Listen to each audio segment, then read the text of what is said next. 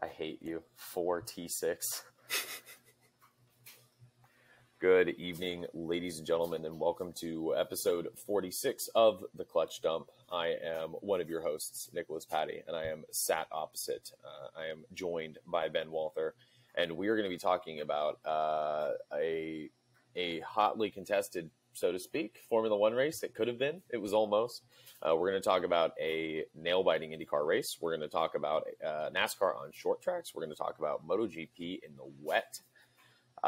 And potentially some other things, I'm sure, as we meander on through our motorsports recap. Before we go any further, make sure to follow us on YouTube at The Clutch Dump Pod. Make sure to turn on the notification bell. Make sure to like the videos and subscribe to the channel.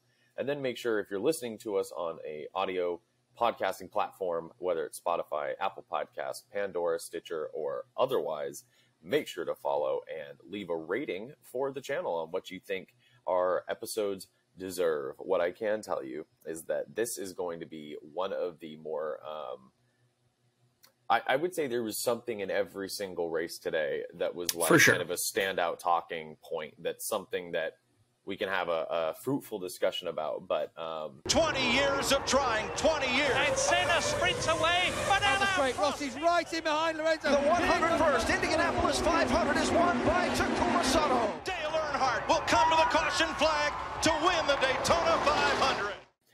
Where do you want to start, Ben? That's the real question. Where do I want to start? Well, actually, I'm going to start real quick with Australian supercars. Right, yes. Because we did have a supercar rate.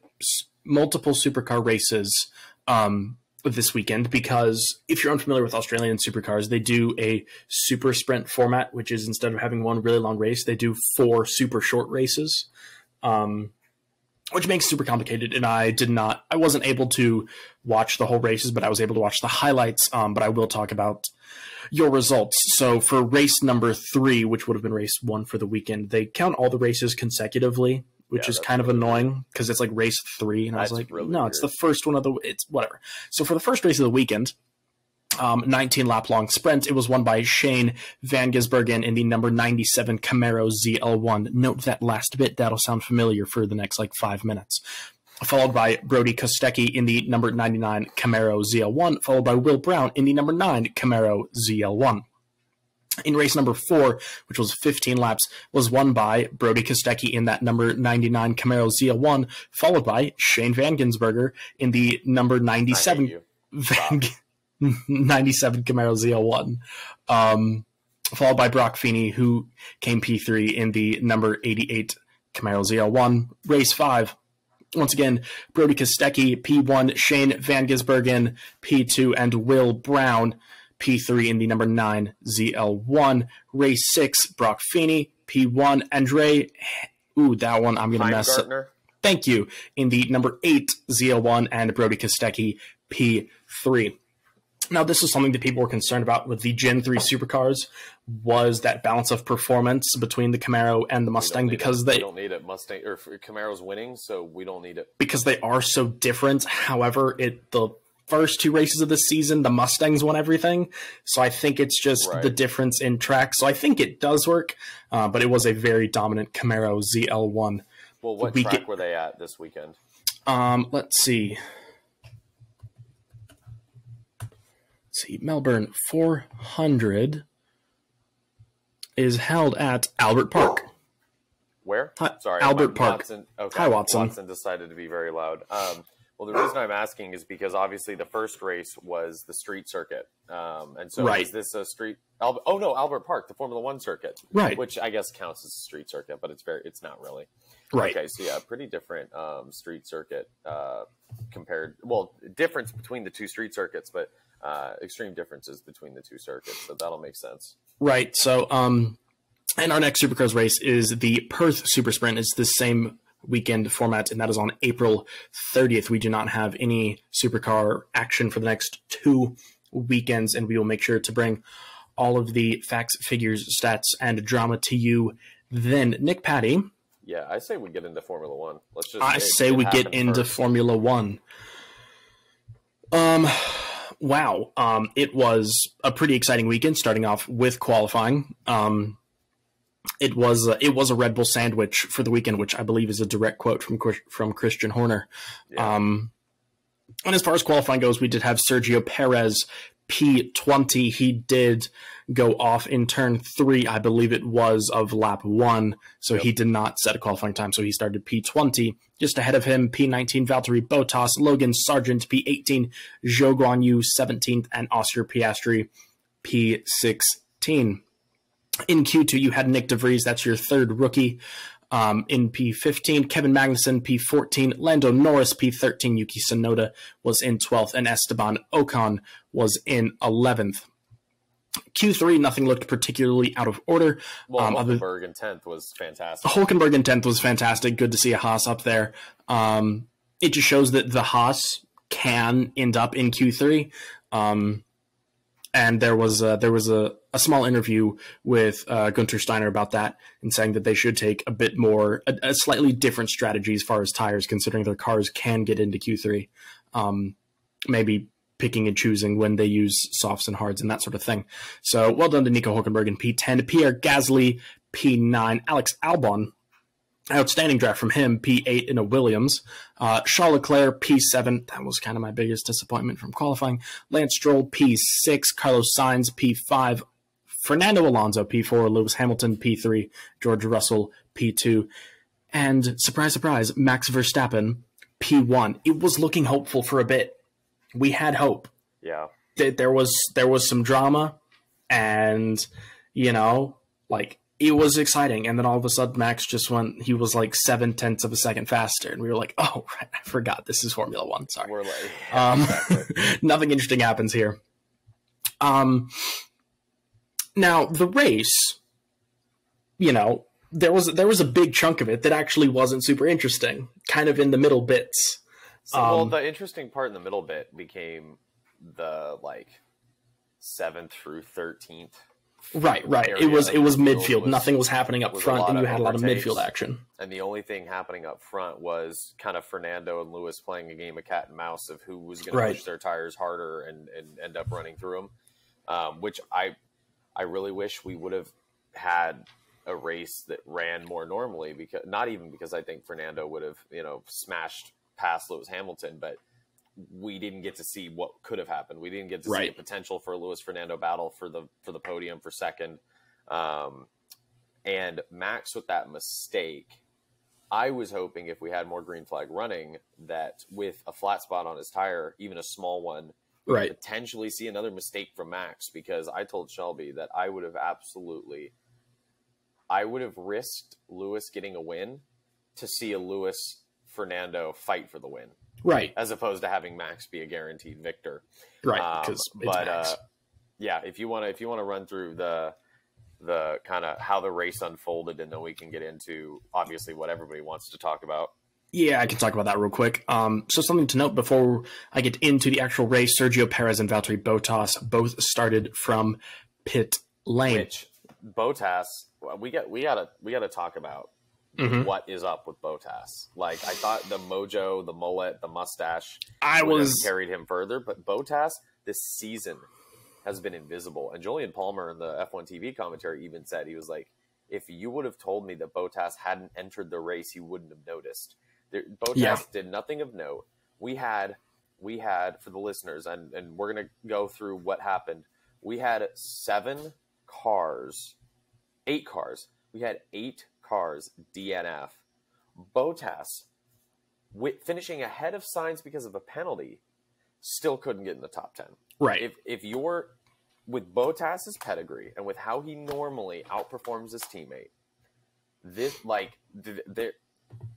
Bottas needs to do some self-reflection to figure out what the hell is going on. When you only have to beat 2 people to be in the top 10 and you can't, that, it's just not good. And it's not like he had damage at the beginning of the race like in Jeddah, where it put him on the back foot. It was an early pit stop, and then he had to pit stop again, so he was a whole pit stop behind the field and slower. I mean, something's up with him, man. And because you and I, both races, were like, oh, we would have expected Bottas to do better. Or, we wanted Bottas to do better. Oh, Bottas should have done better. Zhou did better, so why... But now it's like, okay, we're 3 races in. We've said it every race. we thought each race was a one-off, and now then I was Right. like, oh well, it's twice in a row, but he's just getting his feet. Now we're 3 races. Right. Bottas, when are we? Not doing as well as we thought he would, which kind of sucks because I do like Bottas. Yeah, he's a likable guy. Yeah, he's a very likable guy. He's a good attitude on the grid. And yeah, I'd just like to see him do well and be fighting more in the midfield, not last. So, like I said, Perez and Bottas starting from the pit lane. Lap 1, George Russell took the lead after turn 1. Well done to him. And Dude, that was scary. And Charles Leclerc spins into the gravel trap at turn 3 and is out of the race. And if you're wondering, the commentators all agreed it was not Stroll's fault. So, that was totally Charles. For all the Charles fangirls from Drive to Survive that make edits of them heart-throbbing over him, I'm sorry, your driver. That one was him. That was all him. All on him. So Leclerc's out of the race. Safety car was deployed, and the Mercs are running 1-2. Lap 4, safety car is back in. Alex Albon is running P6 at this point, which was about the most notable thing happening on track. Yeah, Lap Albon 6 was doing great. Yeah, really well. Was yes. Lap 6, Sergio Perez is into P17, like I said, starting last. Lap 7, Alex Albon goes off at turn 6, brings out a safety car. Russell pits in for hards, and Sainz also pits in for hards. Now, this would be a fantastic strategy call if the following lap a red flag wasn't brought out, which was kind of the start of the shenanigans and the questioning of race control for this race. In case somehow you're listening to a motorsport podcast, but you haven't somehow watched or seen the news from F1, we had a record-breaking amount of red flags in this race, and this is the beginning of that snowball effect, which this red flag was brought out apparently because of gravel. Well, but even then, when it was like, that doesn't seem like a good enough reason, people were speculating, oh, well, maybe, the barrier wasn't fastened secure. It literally just knocked down some advertising signage off the front of the barriers, and it sprayed gravel across the track, which if you watch, immediately after Albon crashes, the 2 or 3 cars that go by at speed behind him clear the gravel right off the road. This was such a, excuse my French, red flag, because if you had it under safety car and the safety car was instructed to, let's say, stick to the inside of the track, you could have had 2 or 3 guys out there sweeping the track while the safety car is going around. How many times have we seen the safety car lead the field while people are actively on track picking up debris? All the time. Very often. All the time. That's the norm. So they call a red flag, and it from here on out changes the entire complexion of the race. Because of the fact, if you're not familiar, that under a red flag, you're allowed to change tires and do work on the car under red flag conditions that you wouldn't normally be able to do under safety car without having to take even a reduced time, but a pit stop. So what ended up happening was all the strategies that everybody had planned at the time of the red flag go out the window. Everybody swaps onto the hards, and they can all go to the end of the race. Which, okay, well, at least now we have everybody on the same foot. Right. It's a game of conserving tires and who can be fast while conserving and whose chassis are better on the tires. But even then, so much of Formula One, I would say Formula One has less variables making it competitive than any other motorsport. For sure. The largest one being the strategy, and that was gotten rid of. Right. Totally taken out. Anyway, you can continue. But this red flag, to your point, was kind of the oh, this is going to be a weird race. This is not normal. Yep. And then lap 10 is Russell is up to 5th from 7th. Lap 11, Sainz takes P9 from Lando Norris. Lap 14, Perez takes P15 from Logan Sargent, moving his way up the grid. Lap 18, George Russell has pulled off with a power unit failure. Lots of fire, and they bring out a virtual safety car. Lap 25. Keep in mind, yeah, and granted, they should have, but you have a car burning to the ground on the front straight, and they were like, no, just a VAC, we'll wheel it behind the wall. But yet, when they had a car wrecked, add in a little bit of gravel, they were like, no, we need to absolutely stop the race. Anyway. Very, very rude calls this weekend. So that's what happens when Michael Massey is in the paddock. If he was running it probably would have been better. Lap 25, Perez takes Ben just wants to get a bomb in the mail. Lap 25, Perez takes P9, and Sainz takes P4 from Gasly. Lap 26, Ocon takes P11 from Piastri, and then the following lap, Ocon takes P10 from Tsunoda, and then lap 29, Oscar Piastri takes P11 from Tsunoda. It's a weird way to phrase what happens to Magnussen, my guy. What? I mean, he just clobbered the wall. I mean, he wrecked. Yeah, due to a suspension failure. No. He just he hit the wall, and then it broke the suspension. Maybe my 1 a.m. self didn't remember. Magnussen was off. Doesn't matter. He crashed. Coming out of turn 2, he ran wide, and he clipped the there's like the wall, and then there's the gap in the wall, so there's the wall that comes up like this, and he clipped the tip of this wall, shearing the rear suspension, and then there was tire marks all the way down the wall. So. Oh. Anyway, Magnussen crashed. Which brought out a safety car. Completely unforced, too, which this is the beginning of the end for the race. So that brought out a safety car, and note this is lap 54 of 58. So it's a 58-lap race, so safety car out on lap 54. Lap 55 is a red flag. This is where things just totally go away. Lap 57, we have lap 57 of 58. We have a restart. Sainz spins Alonso, Gasly hits Ocon, Sargent goes into the rear of De Vries, which brings out another red flag. Stroll goes off into turn 3, just completely unforced. Right. Which basically, this is just the end of the race at this point. That lap was there completely... There was no more on-track action. That lap was useless. It meant nothing. Only things that happened was Sainz got a 5-second tie penalty, which because the grid was so bunched up, that pushed him right to the back. So he did not get points for this. And basically what they did is they did a call back. They went back to before the start, and they were like, yep, that's our finishing order. And then they did one lap under safety car, and that was the end of the race. Yeah. Very odd race. Nothing seemed like the only thing that seemed weird to me was the first red flag. That's the only thing that really seemed weird to me. The Magnussen incident shouldn't have been a red flag either. Yeah, I don't think it should have been. No, the final accident makes sense. There was so much crap on the track, but that would have never happened if the previous incident with Magnussen hadn't have been red flagged. Right. So so before I explain my opinion and then pose the question, I'll just pose the question and then we can both discuss. But we've seen a theme with Stefano Domenicali saying we want to get rid of practices because it's boring for the fans and it's more used to the engineers. The increasing pressure to have more sprint races at more events. And then lastly, the red flags to ensure that there was more racing and that it didn't finish under safety car, when in reality it finished under safety car but in a worse way. Like it was a safety car restart, but based off the laps they didn't even get the restart, so it was like a safety car but it wasn't a yellow, it was a restart procedure. So anyway,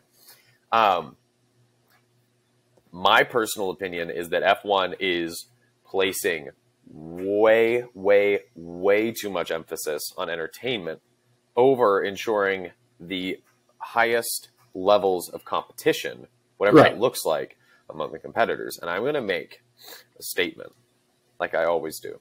But we typically talk about the Drive to Survive Formula One fan, and there is nothing wrong with that type of fan until now. When you're being a fan, and when the number of y'all being fans, wow, Watson just absolutely losing himself. You can Hi, Watson. You can cut that out. But okay. Yeah, make a note. 1845. Okay.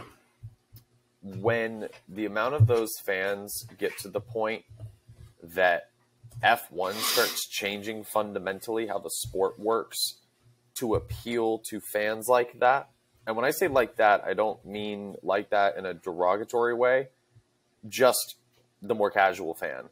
Right.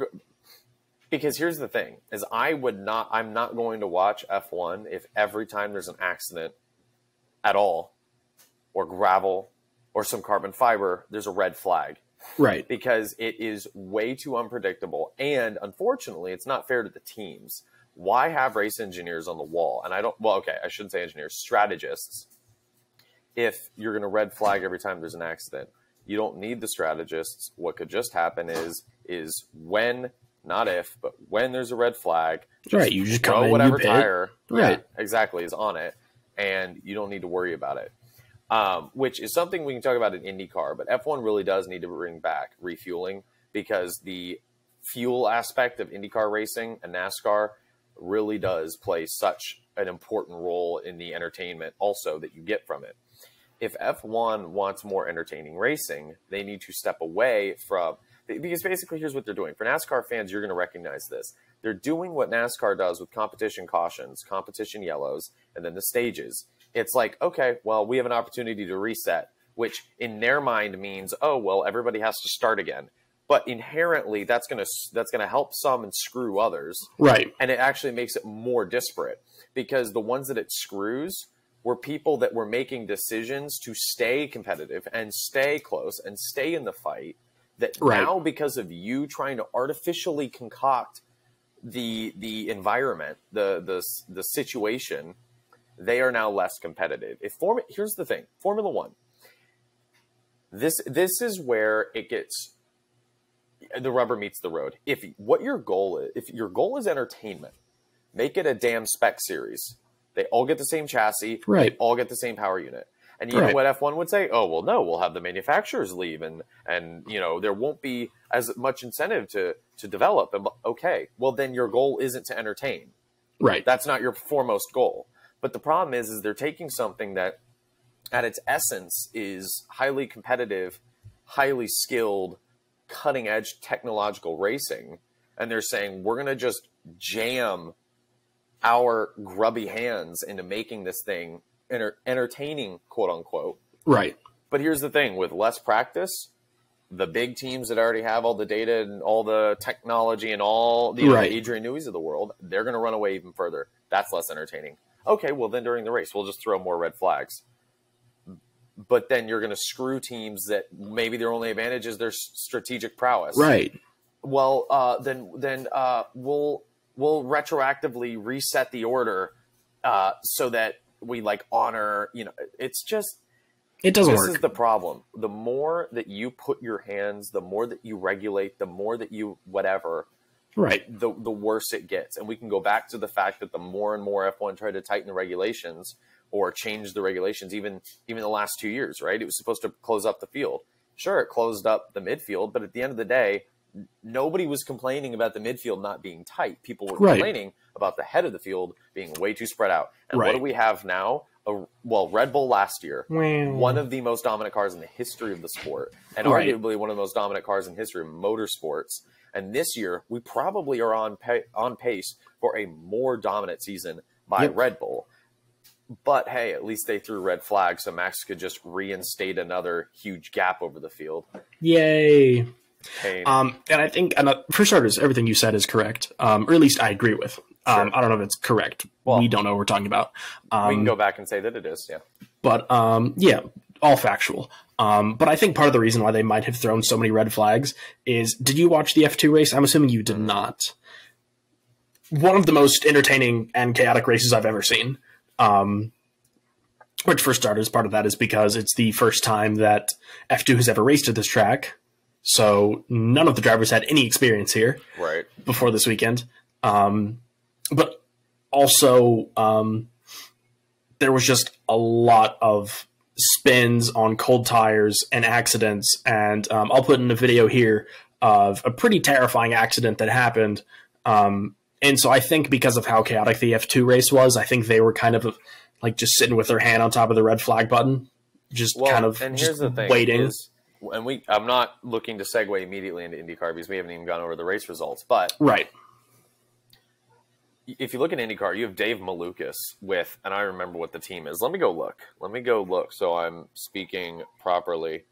With Dale Coyne Racing. Mm-hmm. Dale Coyne Racing is not a competitive team. Dave Malukas is a second-year driver who in his rookie year got a podium, and this race in his second year with a non-competitive team was racing up at the head of the field.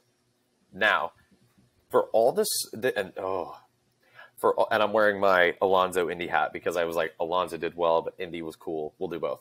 But for all the arrogance and the looking down on IndyCar by Formula One, IndyCar puts on such a better show than Formula One does, and it is as open for a race win as NASCAR is, where it could be, honestly, potentially more. Possibly more. IndyCar doesn't have DRS. What do they have? They have push to pass, which is a much better system. Way DRS. better system. Much better, because it's like tire management. If you have the pace in the car that you can save your push to pass, or if you're out in the middle of nowhere and you have nobody around you and you can save it, right? It opens it up to being a lot more interesting. And there's not an advantage unless the driver earns the advantage. With DRS, even though they both have battery deployment, one driver will have a significant advantage over the other for no other reason than being within 1 second. And somebody might argue, well, they had to get within 1 second. Well, they could have just been overtaken, and now they have DRS back on the person that just overtook them, as opposed to with push to pass. If you're about to be overtaken and the guy's on the push to pass, giving them extra horsepower, you can just jump on yours as well. Right. But you're both chewing through it. So anyway, but IndyCar, you have that result, and anybody's fighting for the race win. We had literally the top 10 in IndyCar all within 2 seconds of each other going, and you haven't seen this part, and I'm not going to spoil the results, but obviously you've seen them going into the final stages of the race, the final laps of the race. I'm not kidding you. It was 2 wide first and second, 2 wide third and fourth, 2 wide fifth and sixth, and then like 3 wide seventh. Which is normal for IndyCar. Well, on ovals, but yeah, even on the street circuits, it's even on the street circuits, it's close. Yeah, they have different aero packages for the ovals and for. So let's say Formula One, if you wanted to be a little bit more like IndyCar, maybe different aero packages for street circuits. It's true. Or different restrictions for street circuits and regular tracks because of the bumps on the track surface, or different bodywork. I was even thinking, this is how stupid it got. I was like, man, F1 should throw some ovals. Like, not a bunch, but if F1 threw Indianapolis, the 4-corner oval, that would be because here's the thing. I don't know about that. Maybe. I'm not saying it would fix F1. No. But if F1 wants entertainment, throw them on some ovals. Yeah, throw an oval in there. Because here's the thing, is it's kind of hard, especially for America. Well, I should say more for European fans. In America, we're used to kind of crossover between sports and NASCAR and IndyCar run both types. Right. But it's not like it's drag racing where it's not a racetrack in the same sense. There's no like Talladega is just as much of a racetrack as Spa-Francorchamps. We'll get to it. Legendary? No. Right. But they're both racetracks, so there's no reason F1 couldn't go race at that. And if you want to talk about having attendance and sales, Indianapolis can hold 500,000 people. You can hack Indianapolis for a Formula One race, non-infield. And anyway, but when I'm sitting there as a lifelong F1 fan, and I watched IndyCar off and on my whole life, but when I watch an IndyCar and I'm like, this oval racing is so good, maybe F1 should do more ovals. Like, that's saying something. I mean, I'm going to throw something out here. Of the open wheel racing series, F1 is the worst racing. Well, so that's something that I've always thought, but unfortunately the problem is F1 has had the advantage for the last, through basically the start of the turbo hybrid era, being the best and the pinnacle, and it's unfortunately kind of sunk to whatever it is now. Well, the problem is it's the pinnacle of motorsport. And remember, we used to see F1 back in the day, right? Like pre-turbo hybrid era, there used to be big change. Like there used to be a big differential between cars. Different makes would bring out like crazy looking aero packages or a crazy engine or whatever.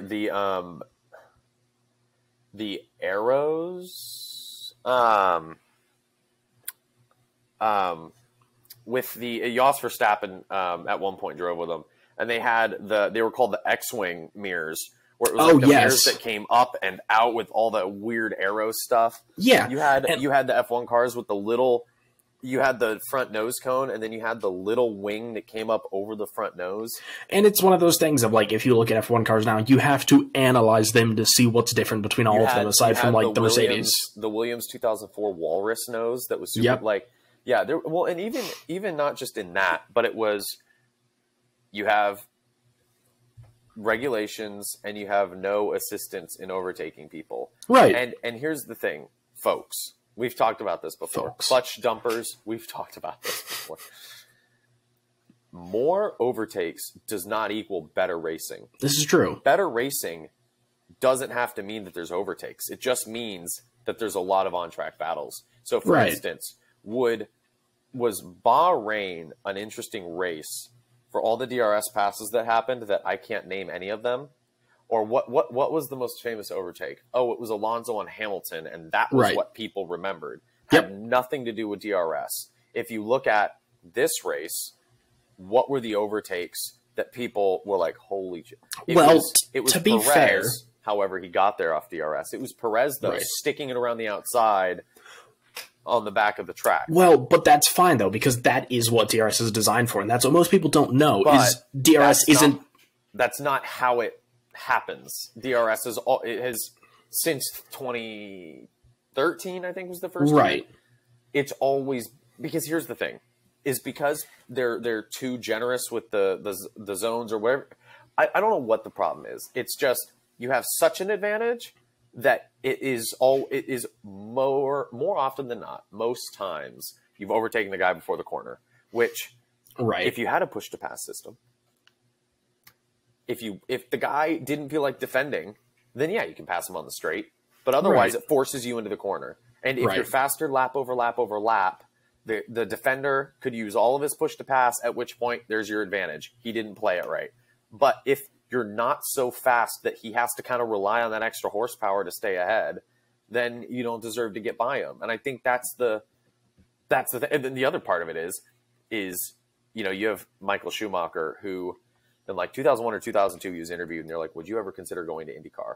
And he was like, he like kind of laughed. He goes, no, because IndyCar is where people who can't make it in Formula One go to. And it's like, but they also go there and they aren't automatically winners. Like, and we can go back to NASCAR or COTA.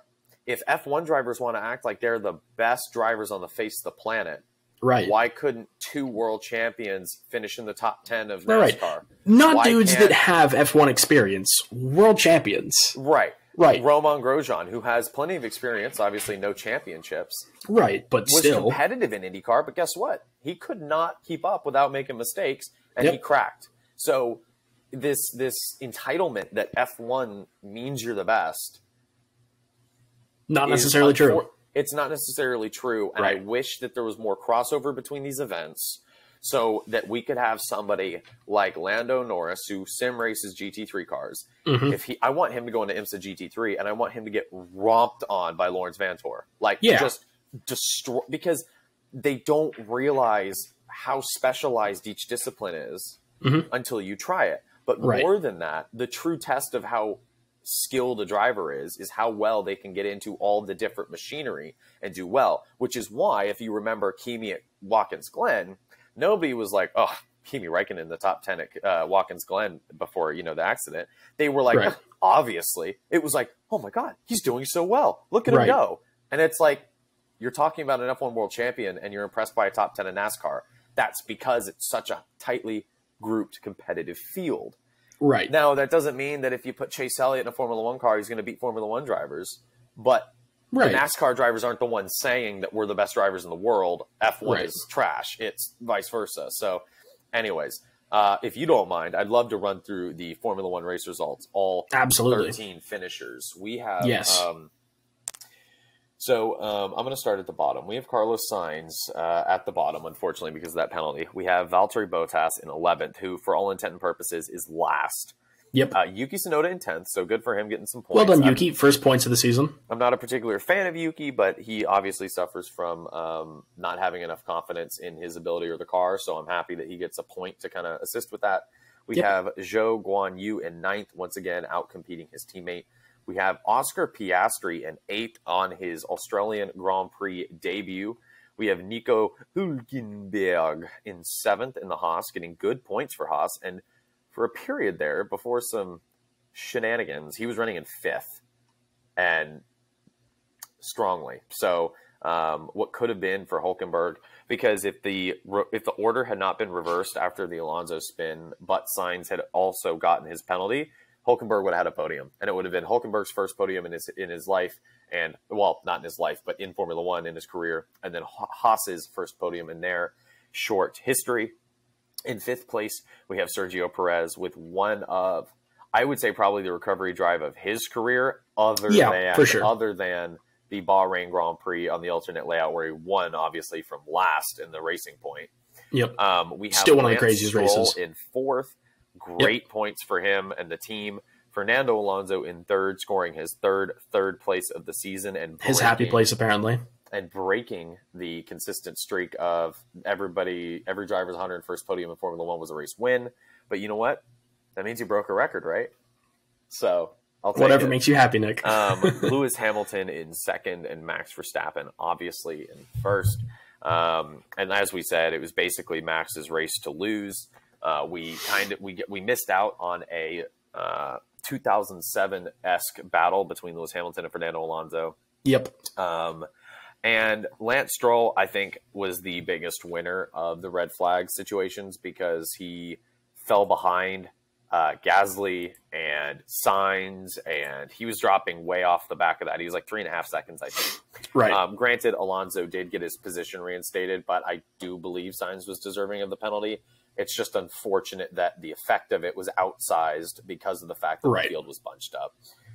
If they had finished under green, he would have been probably 5th, and would have lost a place or two. It would have seemed completely fair. So that's unfortunate for Sainz, but he did track out of turn 1, trying to apex for turn 2 and spin Alonso. So that's, I think, a deserving penalty. And then, Alonso getting another podium. He's 3rd in the Drivers' Championship behind the 2 Red Bulls, and ahead of Lewis Hamilton.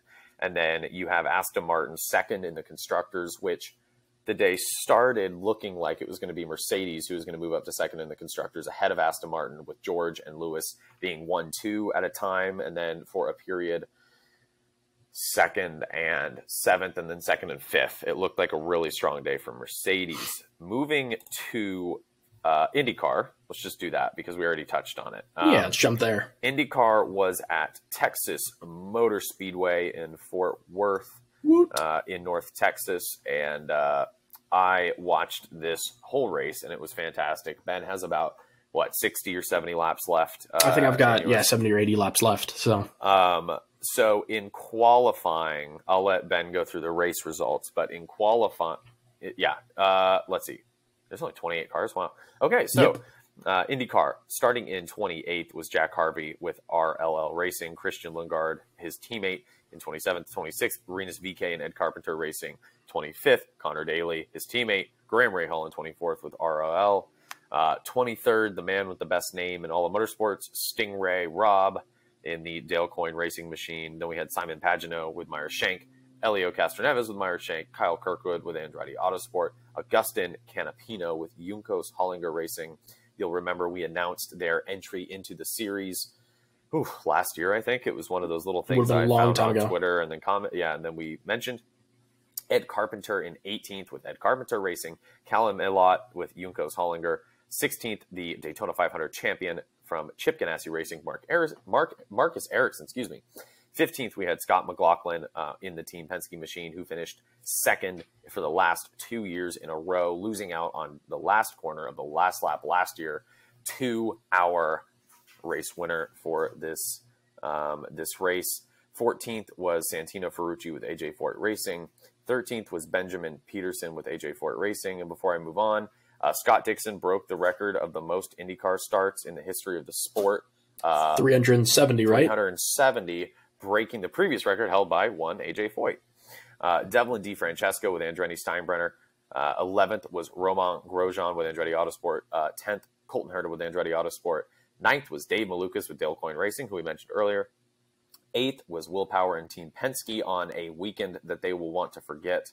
Alex Palou in the Chip Ganassi machine in 7th, Takuma Sato in 6th in another Chip Ganassi machine. Takuma Sato apparently is on a contract this year, and I didn't know this, where he is running only oval races. Right, only the oval races, which is only five races this year? Not that many. Right. In fifth is the hometown hero for us from San Antonio, Pato O'Ward, Arrow McLaren SP. Fourth, Joseph Newgarden in the PPG Chevy, which this race was the PPG 375, so the host car. Third place was Alexander Rossi with Arrow McLaren SP. Again, this is qualifying.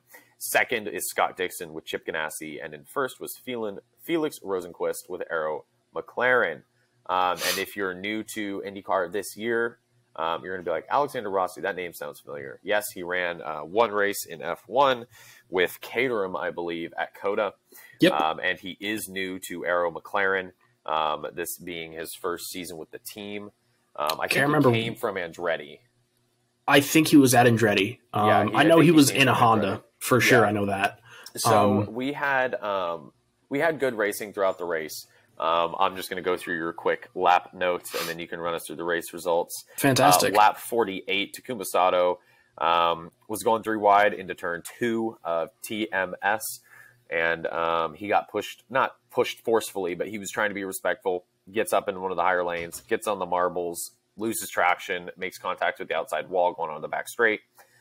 We had contact in the pit lane between Kyle Kirkwood and Alexander Rossi, and this was strange. So you had very odd. So for those of y'all, and I don't know how if F1's the same, because I really don't pay attention to the F1 pit lane that much. But similar to NASCAR, you have 2 lanes in the pit lane.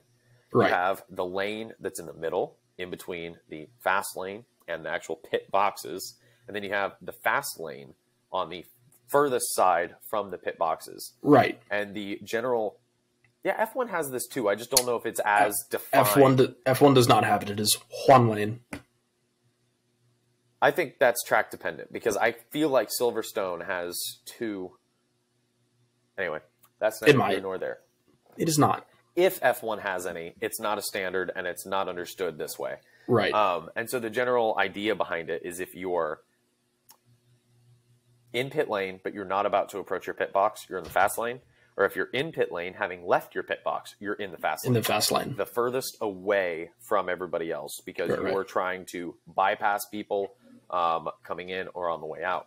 The idea of the middle lane is that you transition to this lane right before your pit box. So the team crew on the front of the car can see, okay, somebody's coming towards me in the near lane. Right.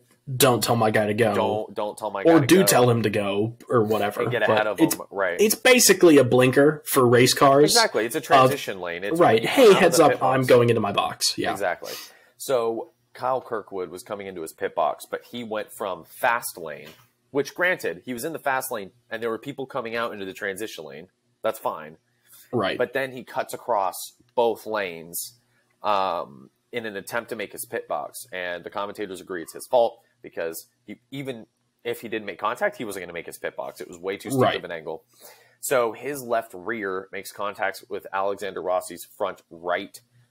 It looked like, I think it broke Alexander Rossi's front right suspension. It did break Alexander Rossi's front right suspension. Yep. They had to fix the suspension. Kyle Kirkwood didn't suffer any damage, but he did. They basically had to bring out the jacks and reposition the car for the pit box. Because he was facing directly at the wall. But he then had an issue, I think, that was unrelated. It wasn't like after the pit stopped immediately. Unrelated issue. Broke. Yeah, he had a right rear suspension failure. Yeah. Okay. So yeah, that was the issue with Kyle Kirkwood, and so that was lap 112 when he has that problem. But Alexander Rossi was given the drive-through penalty for unsafe release, which this is the reason we bring up the context of the pit lanes. Because if you're the guy on the front of the car and you're looking down and you see nobody in that middle lane, you're good to go. Nobody is about to pit or just came out of their pit box. So you motion your guy to go. Why? Because Alexander Rossi can come out into that transition lane initially until there's a gap in the fast lane and move over. But it's whatever. Alexander Rossi was it's very weird. If you look at it and you understand how the pit lanes work, it appears that it should be Kyle Kirkwood's fault, but race control deemed it Alexander Rossi's fault. I have no idea why. The other There's two more accidents to note, and they came a little bit later in the race, which was Devlin DeFrancesco had an issue with his car, and he moved down to the apron to try to get off the racetrack, and in an attempt to make it into the pit lane, was unable to because of the broken car. He was unable to keep it on the apron, so the car started coming up across the track. Graham Rahal was coming into turn 3 and 4. And somebody went right by him on the outside. So Graham Rahal wasn't able to move to the outside to avoid the car. And obviously, when you're doing over 200 miles an hour, you can't just cut to the inside, especially with how low downforce these cars are. Right. So he hit the rear of Devlin DeFrancesco, went up over the back of the car and then into the wall. Very scary looking crash. Okay. Yeah, both drivers were okay. And then we'll see this when he finishes the race. Romain Grosjean fighting. I've already seen it on Instagram. Fighting for like the top 4. I was verbally yelling, "Come on, Romain!" Because he had horrible luck on the oval tracks. Was fighting for the lead, and then coming out of turn 2 onto the back straight, just ran wide, made contact with the outside wall, and the race finished under a caution. F1, take notes. Ben, if you want to run us through the results.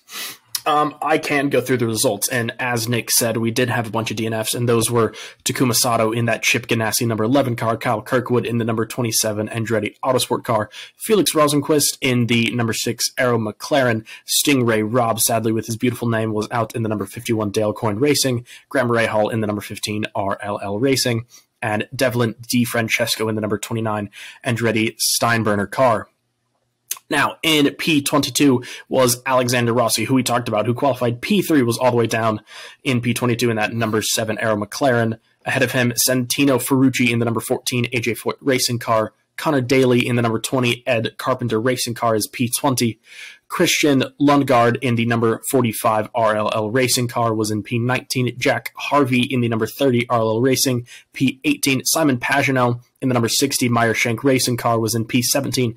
Will Power in 16th. Benjamin Peterson in P15. Romain Grosjean, despite having that wrecked, would finish P14 due to people being lapped and the race finishing under caution.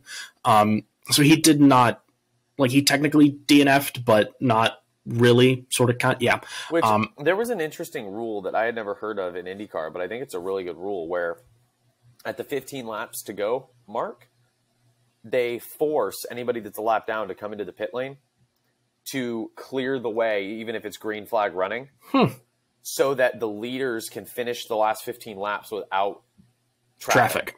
Which is a little bit of manipulating, kind of like F1's doing. Right. But I was like, it does at least make sure that the leaders can fight with each other. Right, but as long as it's a consistent rule. Right. Wait, look at that. Are you telling me that a racing series has a rule that is good for the betterment of the sport? You know what's funny? Crazy. Last time I checked, apparently IndyCar doesn't know how to compete at the top levels of motorsport, according to everybody in F1. So anyway, so well done to Romain Grosjean. He had a stellar weekend, sadly finished P14 in that number 28 Andretti Autosport DHL car. Ed Carpenter of Ed Carpenter Racing would finish P13.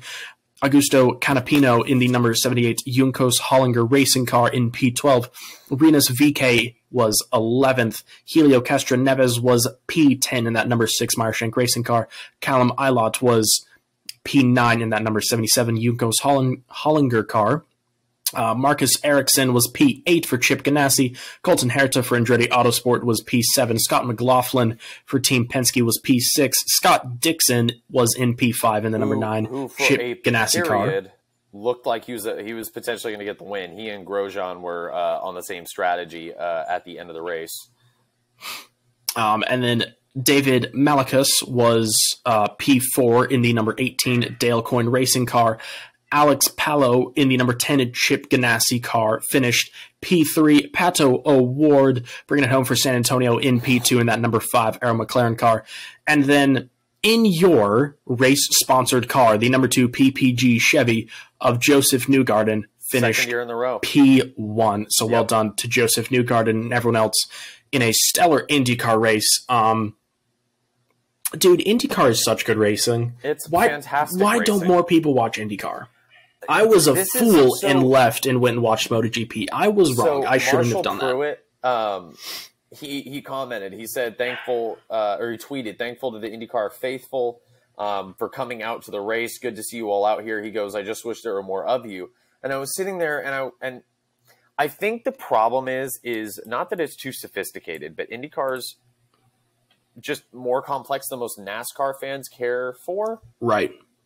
But this goes back to, it doesn't have Drive to Survive like Formula One does. And so let's say you're a new Formula One fan, and all you hear about IndyCar initially is from F1 news with IndyCar. You're going to hear that it's not as complicated, it's not as sophisticated, they're not as fast, they're not as competitive, right. They, blah, blah, blah. Oh, it's F1, but on oval tracks. Right. So is usually what people get.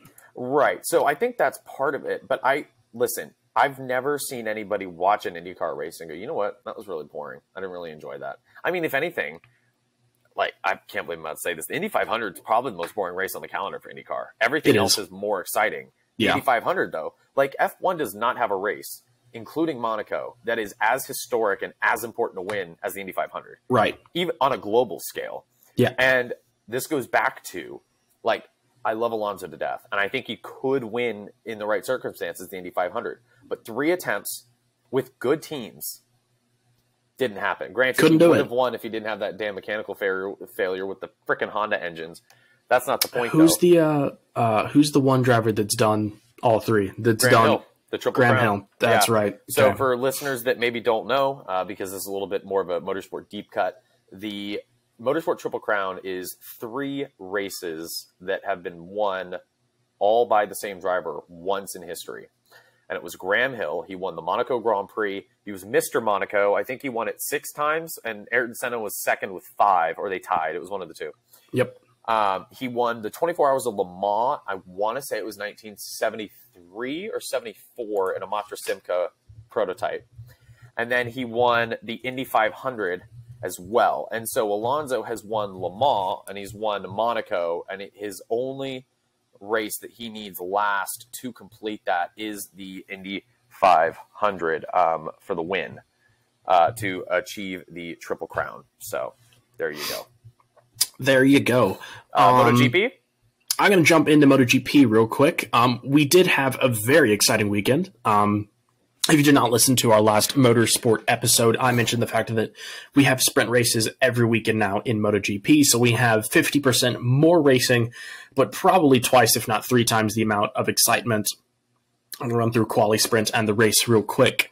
In qualifying, Joan Mir would qualify P18. Ahead of him, Augusto Fernandez, Jack Miller, P16, Brad Binder, P15. Not a good qualifying for the KTM duo. Fabio Di Giannantonio would be 14th, Raul Fernandez, P13. Alex Rins on that LCR Honda would take P12. Taka Nakagami on the other LCR Honda, P11.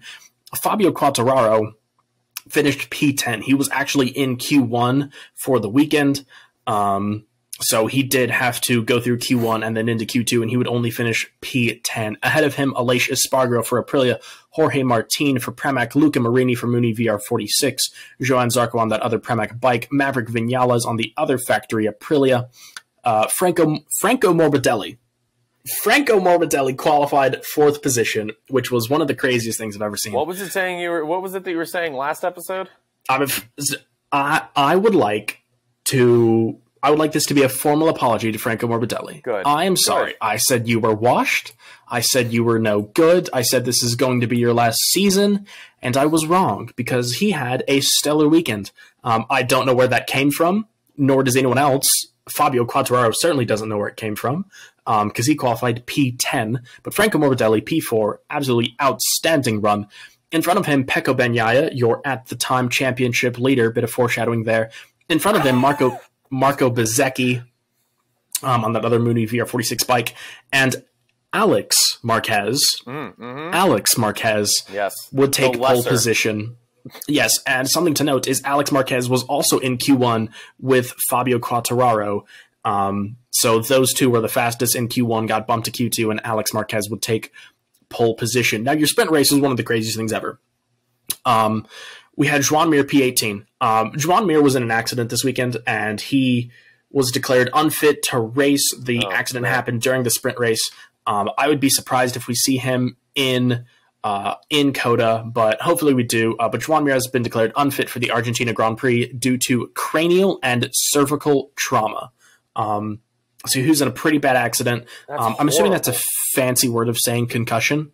I feel like they would have just said concussion. I feel like that's more severe. Yeah. So best wishes to Joan Mir. Hate seeing riders get hurt like that. But Joan Mir, P18 in the sprint race. Ahead of him, Aleix Espargaro.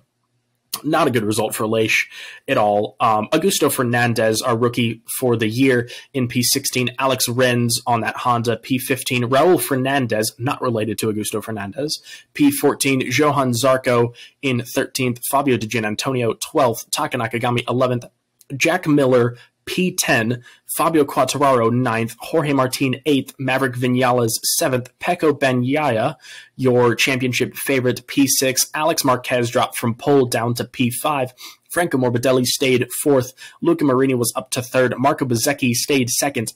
And Brad Binder gaining 14 positions over a 12-lap race, took home the sprint race win. He gained 8 positions in turn 1 of lap 1. I did that on my career Formula One Mexican Grand Prix race that I did. You earlier. and Brad Binder are of the same league. We are cut from the same cloth. And cut from the same cloth. But Brad Binder had one of the most... Brad Binder has never won a race and it not be some weird, miracle, crazy race. Right. I wish I could remember what it was, but 2 years ago, Brad Binder had that crazy race where it started raining like 6 laps before the end. Everyone pitted for wets, and he didn't, and just did 6 laps sliding everywhere and won the race. But yeah, Brad Binder picking up 14 positions in a dry race over 12 laps, winning the sprint race. Absolutely outstanding job from Brad Binder.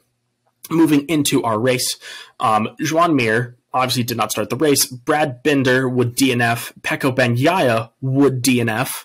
And Aleix Espargaro would also DNF.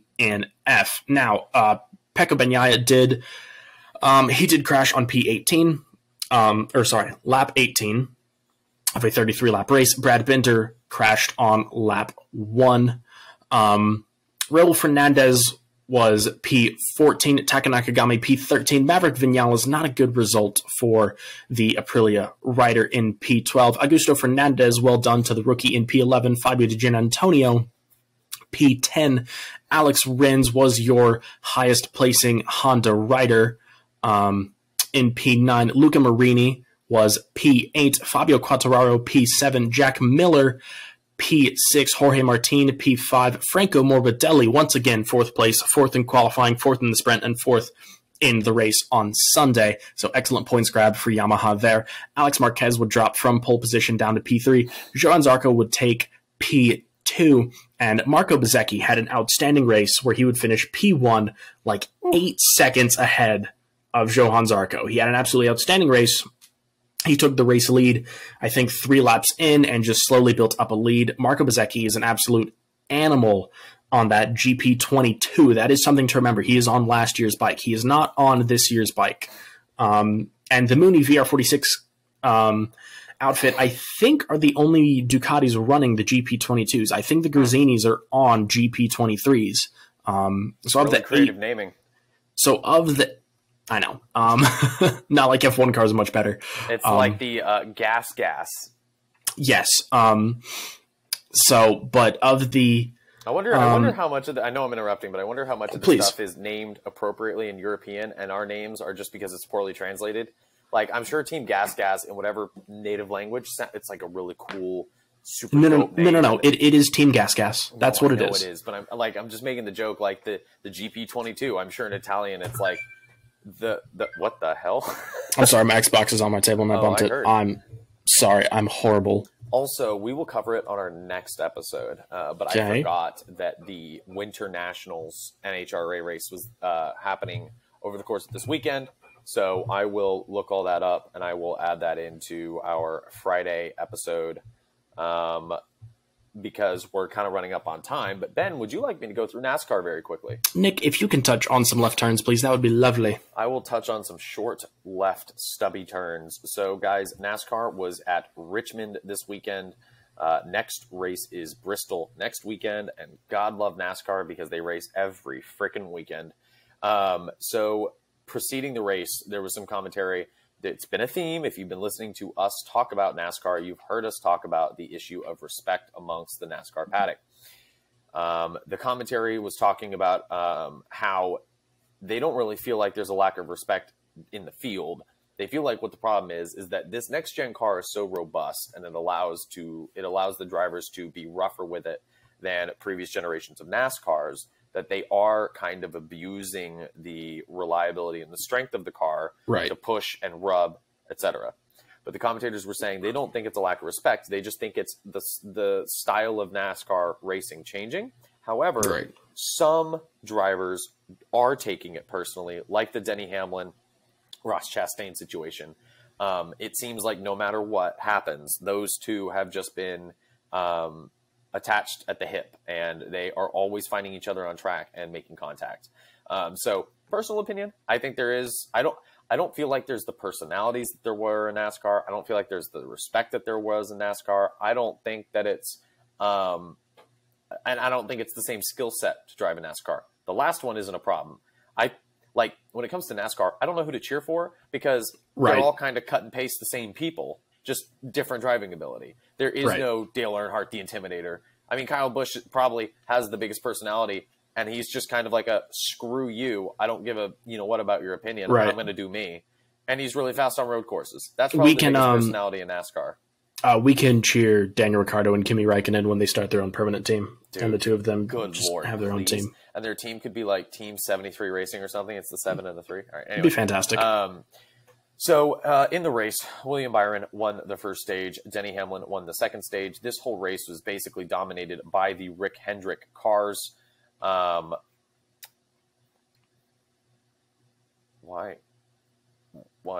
He's fumbled, ladies and gentlemen. No, okay, sorry. The NASCAR results weren't loading in order, and now they are. Oh my gosh! This weekend was dominated by the Hendrick cars. I was kind of off and on asleep during this race because I stayed up with my wife to watch the Australian Grand Prix. And I drank 26 ounces of Foster's Australian Lager, and I crashed asleep immediately afterwards. And so the race ran long, also with all the red flags. So I was dozing on and off in the NASCAR race. So I saw about 100 of the 400 laps. It was the 400-mile race, the Toyota Owners 400 in Richmond, Virginia.